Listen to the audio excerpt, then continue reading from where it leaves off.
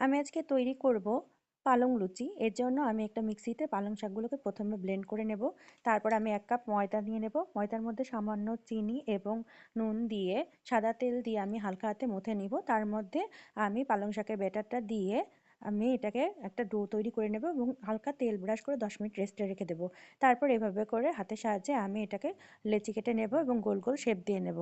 তারপরে আমি এটাকে লুচির আকারে বেলে নেব।